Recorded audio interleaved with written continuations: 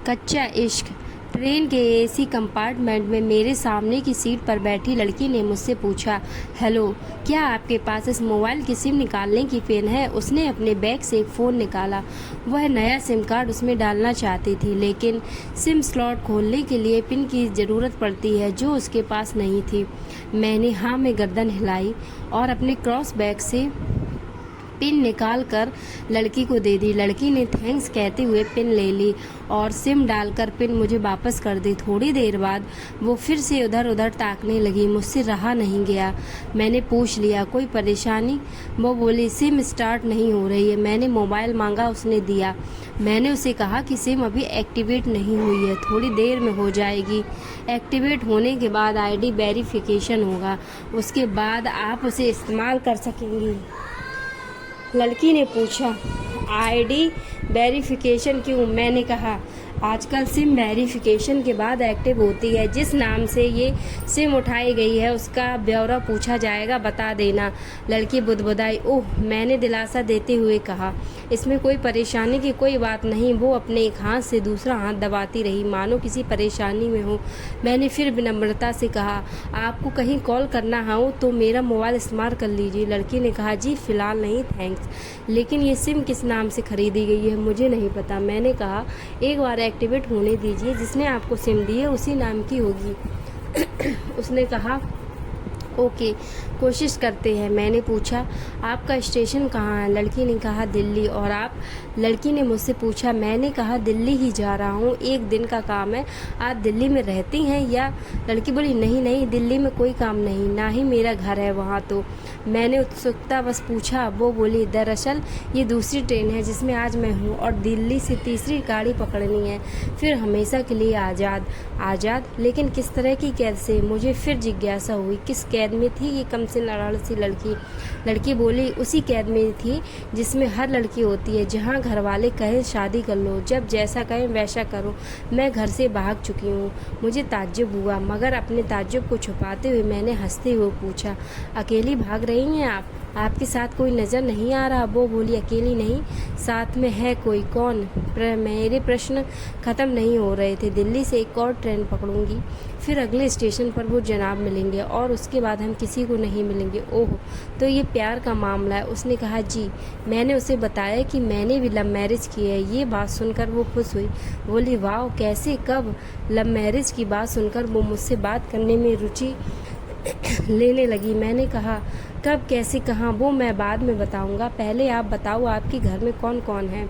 उसने होशियारी बरतते हुए कहा, वो मैं आपको क्यों बताऊं? मेरे घर में कोई भी हो सकता है, मेरे पापा, माँ, भाई, बहन, या हो सकता है भाई ना हो, सिर्फ बहनें हों, या ये भी हो सकता है कि बहनें ना हो और दो चार गुस्सा करने वाले बड़े भाई हों।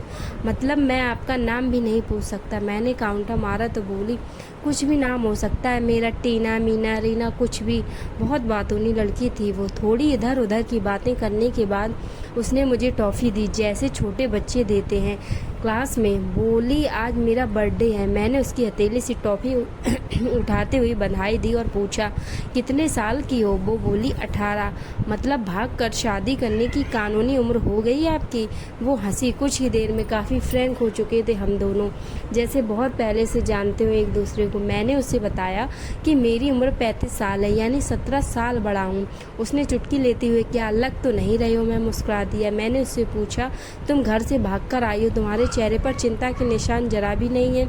इतनी बेफिक्री मैंने पहली बार देखी। खुद की तारीफ सुनकर वो खुश हुई, बोली, मुझे उन जनाब ने, मेरे लवर ने पहले से ही समझा दिया था कि जब घर से निकलो तो बिल्कुल बिंदास रहना, घर वालों के बारे में बिल्कुल मत सोचना, बिल्कुल अपना मूड ख़राब मत करना, सिर्फ मेरे और हम दोनों के बारे में सोचना।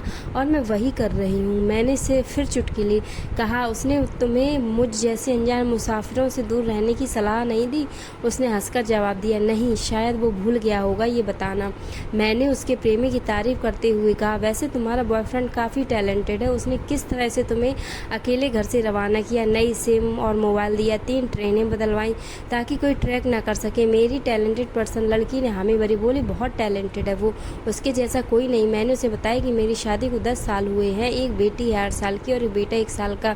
ये देखो उनकी तस्वीर। मेरे फ़ोन पर बच्चों की तस्वीर देखकर उसके मुंह से निकल गया, सो क्यूट।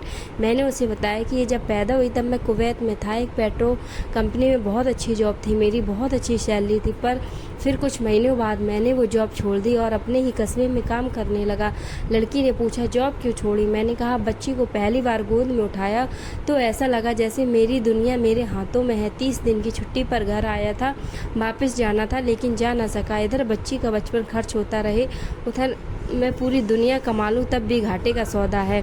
मेरी 2 टके की नौकरी, बचपन उसका लाखों का। लड़की ने पूछा, जॉब क्यों छोड़ी? मैंने कहा, बच्ची को पहली बार गोद में उठाया तो ऐसा लगा जैसे मेरी दुनिया मेरे हाथों में है। 30 दिन की छुट्टी पर घर आया था, वापस जाना था लेकिन जा ना सका। इधर बच्ची का बचपन खर्च होता रहे, उधर मैं पूरी दुनिया कमा लूँ तब भी घाटे का सौदा है। मेरी 2 टके की नौकरी, बचपन उसका लाखों का। उसने पूछा, क्या बीवी बच्चों को साथ नहीं ले जा सकते थे वहाँ? मैंने कहा, काफ़ी टेक्निकल मामलों से गुजरकर एक लंबे समय के बाद रख सकते थे। उस वक्त ये मुमकिन नहीं था, मुझे दोनों में से एक को चुनना था, आलीशान रहन सहन के साथ नौकरी या परिवार। मैंने परिवार चुना। अपनी बेटी को बड़ा होता देखने के लिए मैं कुवैत वापस गया था लेकिन अपना इस्तीफा देकर लौट आया। लड़की ने कहा, वेरी इंप्रेसिव। मैं मुस्कुरा कर खिड़की की तरफ देखने लगा। लड़की ने पूछा, अच्छा आपने तो लव मैरिज की थी ना, फिर आप भागकर कहाँ गए? कैसे रहे और कैसे गुजरा वो वक्त? उसके हर सवाल और हर बात पे मुझे महसूस हो रहा था कि ये लड़की लड़कपन के शिखर पर है, बिल्कुल नासमझ और मासूम छोटी बहन सी। मैंने उसे बताया कि हमने भागकर शादी नहीं की है और ये भी है कि उसके पापा ने मुझे पहली नज़र में ही सख्ती से रिजेक्ट कर दिया था।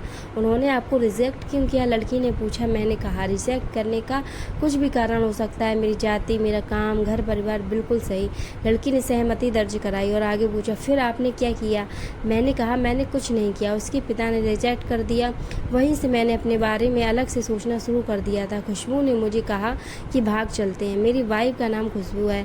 मैंने 2 टूक मना कर दिया। वो 2 दिन तक लगातार जोर देती रही कि भाग चलते हैं। मैं मना करता रहा। मैंने उसे समझाया कि भागने वाले जोड़े में लड़के की इज्जत पर कोई खास फर्क नहीं पड़ता, जबकि लड़की के पूरे कुल की इज्जत धुल जाती है। भगाने वाला लड़का उसके दोस्तों में हीरो माना जाता है, लेकिन इसके विपरीत जो लड़की प्रेमी संग भाग रही है वो उल्टा कहलाती है। मोहल्ले के लड़के उसे चालू कहते हैं। बुराइयों के तमाम शब्द को उस लड़की के लिए इस्तेमाल किए जाते हैं।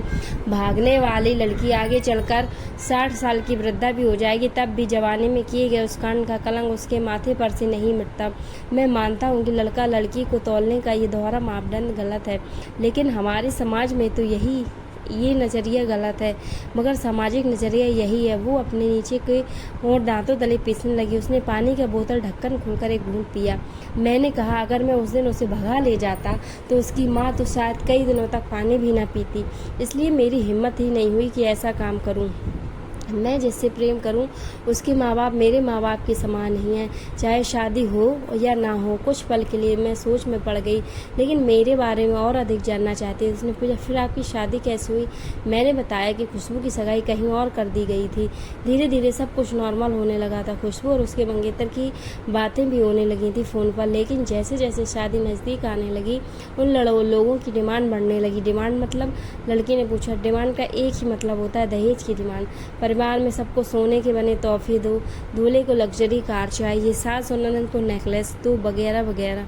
बोले, हमारे यहाँ रीत है। लड़का भी इस रीत की अदायगी का पक्षधर था। वो सगाई मैंने तोड़वा डाली, इसलिए नहीं कि सिर्फ मेरी शादी उससे हो जाए, बल्कि ऐसे लालची लोगों में खुशबू कभी खुश नहीं रह सकती थी, ना उसका परिवार। फिर किसी तरह घर वालों को समझा बुझाकर मैं फ्रंट पर आ गया और हमारी शादी हो गई। ये सब किस्मत की बात थी। लड़की बोली, चलो अच्छा हुआ आप मिल गए, वरना वो गलत लोगों में फंस जाती। मैंने कहा, ज़रूरी नहीं कि माता पिता का फैसला हमेशा सही हो, और ये भी ज़रूरी नहीं कि प्रेमी जोड़े की पसंद सही हो। दोनों में से कोई भी गलत या सही हो सकता है। काम की बात यहाँ ये है कि लड़की की कौन ज़्यादा वफादार है। लड़की ने फिर से पानी का घूंट लिया और मैंने भी। लड़की ने तर्क दिया कि हमारा फैसला गलत हो जाए तो कोई बात नहीं, उन्हें ग्लानि नहीं होनी चाहिए। मैंने कहा, फैसला ऐसा हो जो दोनों का हो। बच्चों और माता पिता दोनों की सहमति वो सबसे सही है। बुरा मत मानना, मैं कहना चाहूँगी तुम्हारा फैसला तुम दोनों का है, जिसमें तुम्हारे पेरेंट्स शामिल नहीं हैं। ना ही तुम्हें इश्क का असली मतलब पता है अभी। उसने पूछा, क्या है इश्क का सही अर्थ? मैंने कहा, तुम इश्क में हो, तुम अपना सब कुछ छोड़कर चली आई, ये सच्चा इश्क है। तुमने दिमाग पर जोर नहीं दिए, ये इश्क है। फ़ायदा नुकसान नहीं सोचा, ये इश्क है। तुम्हारा दिमाग दुनियादारी की फितूर से बिल्कुल खाली था। उस खाली जगह में इश्क का फितूर भर दिया गया। जिन जनाब ने इश्क को भरा, क्या वो इश्क में नहीं है? यानी तुम जिसके साथ जा रही हो वो इश्क में नहीं बल्कि होशियारी हीरोगिरी में है। जो इश्क में होता है वो इतनी प्लानिंग नहीं कर पाता, 3 ट्रेनें नहीं बदलवा पाता, उसका दिमाग इतना काम ही नहीं कर पाता। कोई कहे मैं आशिक हूँ और वो सातिर भी हो, ये नामुमकिन है। मजनू इश्क में पागल हो गया था, लोग पत्थर मारते थे उसे, इश्क में उसकी पहचान तक मिट गई। मांझी ने पहाड़ तोड़कर रास्ता निकाल लिया। किसी ने अतिरिक्त दिमाग नहीं लगाया, चालाकी नहीं की। लालच, हवस और हासिल करने का नाम इश्क नहीं है। इश्क समर्पण करने को कहते हैं, जिसमें इंसान सबसे पहले खुद का समर्पण करता है, जैसे तुमने किया। लेकिन तुम्हारा समर्पण हासिल करने के लिए था, यानी तुम्हारे इश्क में लालच की मिलावट हो गई। लड़की अचानक खो सी गई, उसकी खिलखिलाहट और खिलंदड़पन एकदम से खामोशी में बदल गया। मुझे लगा कि मैं कुछ ज़्यादा बोल गया, फिर भी मैंने जारी रखा। मैंने कहा, प्यार तुम्हारे पापा तुमसे करते हैं, कुछ दिनों बाद उनका वजन आधा हो जाएगा। तुम्हारी माँ कई दिनों तक खाना नहीं खाएगी, ना पानी पिएगी, जबकि आपको अपने आशिक को आजमा कर देख लेना था। ना तो उसकी सेहत पर फ़र्क पड़ता, ना दिमाग पर। वो अक्लमंद है, अपने लिए अच्छा सोच लेता। आजकल गली मोहल्ले के हर तीसरे लौंडे लपाटे को जो इश्क हो जाता है वो इश्क नहीं है, वो सिनेमा जैसा कुछ है। इस तरह की स्टंटबाजी, डेयरिंग, अलग कुछ करने का फितूर और कुछ नहीं। लड़की का चेहरे का रंग बदल गया। ऐसा लग रहा था वो अब यहाँ नहीं है, उसका दिमाग किसी अतीत में टहलने निकल गया। मैं अपने फ़ोन को स्क्रॉल करने लगा, लेकिन मन की इंद्री उसी की तरफ थी। थोड़ी ही देर में उसका और मेरा स्टेशन आ गया। बात कहाँ से निकली थी और कहाँ पहुँच गई। उसके मोबाइल पर मैसेज टोन बजी। देखा सिम एक्टिवेट हो चुकी थी। उसने चुपचाप बैग में से आगे का टिकट निकाला और फाड़ दिया। मुझे कहा, एक कॉल करना है। मैंने मोबाइल दिया। उसने नंबर डाल करके कहा, सॉरी पापा, और सिसक सिसक कर रोने लगी। सामने से पिता भी फ़ोन पर बेटी को संभालने की कोशिश करने लगे। उसने कहा, पिताजी आप बिल्कुल चिंता मत कीजिए, मैं घर आ रही हूँ। दोनों तरफ से भावनाओं का सागर उमड़ पड़ा। हम ट्रेन से उतरे। उसने फिर से पिन मांगी। मैंने पिन दी। उसने मोबाइल से सिम निकाल कर तोड़ दी और पिन मुझे वापस कर दी। देश की सभी बेटियों को समर्पित, ये मेरा दावा है। माता पिता से ज़्यादा तुम्हें दुनिया में कोई प्यार नहीं करता है। तो दोस्तों, कैसी लगी ये स्टोरी हमें कमेंट्स में बताएं। वीडियो को शेयर करें, लाइक करें और ऐसे ही वीडियोज़ के लिए इस चैनल को सब्सक्राइब करें। धन्यवाद।